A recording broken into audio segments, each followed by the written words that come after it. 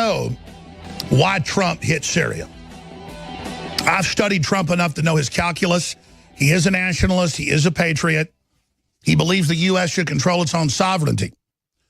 But that doesn't mean he won't use the globalist infrastructure to carry out operations he thinks are for the greater good of the United States and the planet. And I disagree with the president's calculus. Now, a lot of people would say, tune in next segment and I'll tell you. But I've laid out a lot of questions here because I want to get people thinking. But I know why this happened. I don't just know this from my sources or my research. I know it from watching what happened with Trump last year and watching everything else he does, how he creates uncertainty, how he creates concern, mystique. 1 year ago, almost to the day, he struck with 59 cruise missiles a Russian airbase in Syria with no evidence that they'd launched a chemical attack.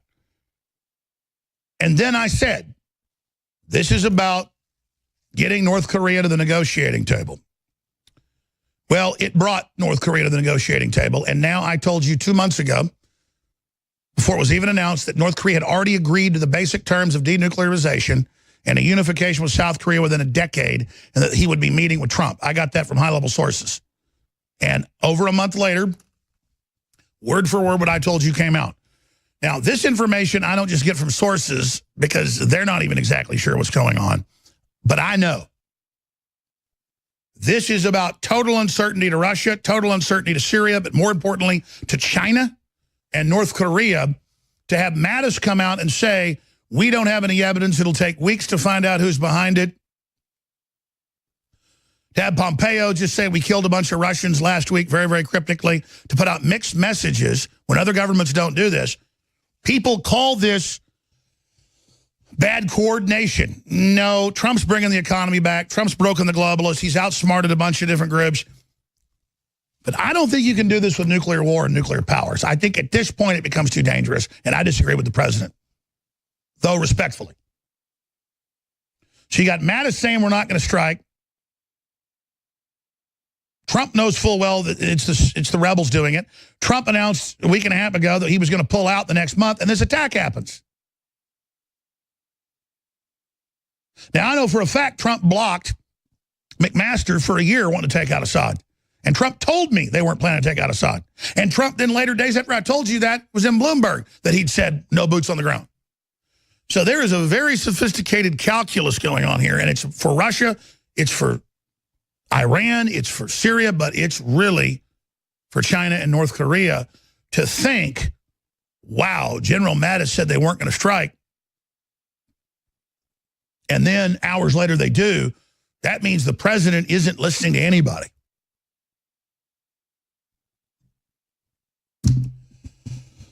So that's what's going on. But here's the deal. Even if it makes China and others sit up and pay attention, it makes North Korea roll over, you don't blame Assad and their regime that's fought so hard against al-Qaeda and ISIS and radical jihad, and that's a doorway to Europe. When they have all those other enemies who are trying to bring down Syria, who are Israel, and I'm not Israel's enemy, but they are enemy with Syria going way back to Assad's dad. And you've got Turkey that's out of control and Erdogan pressuring us to do this. This is all about Trump having cake and eating it too. Okay, we'll hit some limited stuff. We'll tell the Russians where we're going to hit. They'll pull out days before. They'll have a bunch of rhetoric. We'll have a bunch of rhetoric. It'll put Iran on notice. It'll put North Korea on notice, and they'll roll over harder. But you got a tiger by the tail there. You're playing with fire.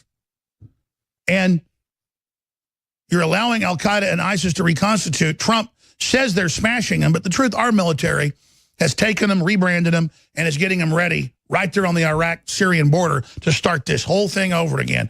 And you can think, well, maybe Trump doesn't know. Well, there's a lot of people in the government who don't let the president know what's going on. I got like 80-something employees.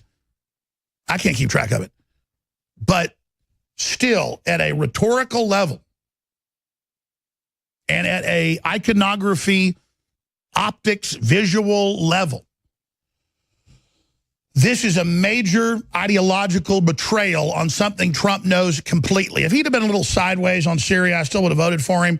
But that he was so hardcore and understood what was happening and knew the globalists had created al-Qaeda and ISIS and were destabilizing the border with Europe. And if he hadn't put out hundreds of tweets detailing it all, I wouldn't be so upset right now. We're going to open the phones up coming up. And you can agree with me, you can disagree.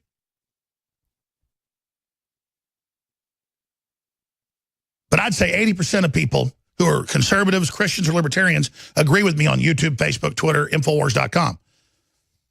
20% don't. But, man, out of liberals, they're just like, let's nuke, let's kill Assad, you Trader Jones, or let's kill Putin, let's have war. And they are just Fruit Loop land. And how did it become that where Alex Jones, Tucker Carlson, Laura Ingraham was President Trump, but now I guess he's not on that team. And then we just go with no evidence Assad did this, worse than the stuff in Iraq. At least Powell showed fake trucks and anthrax in his hand and all this other stuff.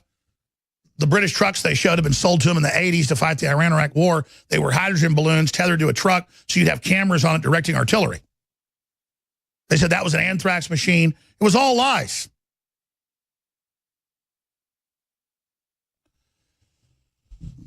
So I'm very decisive when it comes to issues, Second Amendment, property rights, Christianity, you name it. But when it comes to this, I get the world's a mess. I get there's different powers. I get there's different structures. It's geopolitical. And I'm glad Trump's getting Saudi Arabia to stop funding the globalists and, you know, getting them to stop funding jihadis they claim. But this is really about putting Saudi Arabia in charge in Syria. And it's a fundamental, off-the-rails change from what the president said he was going to do, and we're allying with bad people. Even if it sends a message to North Korea. I get all that. You know, people out there that look at the geopolitics, they go, Jones, you just don't get the larger ramifications of the region and what the message it sends. No, I get it all. The world's complex and out of control because we've got Machiavellians playing games. If you deal from a directness, chivalry, strength, honor, courage, will, historically, that's what creates civilization. All of this backstabbing and sneaking around and double dealing and duplicitous stuff is what you get out of inbred, mentally ill populations. And I'm sad for Islamic nations, from Indonesia to Iraq to Pakistan. Muslims are 1 billion, 300 million people, but they account every year for 1/2 the deformities in the world. Pakistanis are less than 1% of the British population. They're 36%, 37% of the deformities because they marry their sisters and cousins and all the rest of it. And I want them to stop that, just like the British royalty stopped doing it. But there's a lot of mental illness. And you've got the Islamic view, the Arab view of the enemy of my enemy is my friend. This is all mental illness. And it's never going to stop, and it's never going to go away until people stop inbreeding. We have to wall it all off like you wall off rattlesnakes. And not try to tame the rattlesnakes and not try to do all this. And not, I mean, look, taking down Assad is the globalist UN plan to open the border up to Europe, to make a major Islamic corridor through Turkey, which Turkey wants. Turkey wants to project Islamic power into Europe. They have Turkish parties in every area of Europe. They're already threatening to, quote, last year, burn down Europe if they don't let Erdogan be politically involved, to have parliamentary control.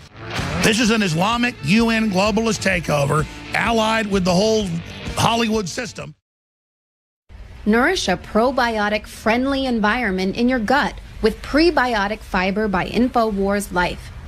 Help the good bacteria thrive and support overall digestive health with our specially formulated prebiotic fiber, a mixture of clinically studied and organic acacia, fruit, and flax fiber.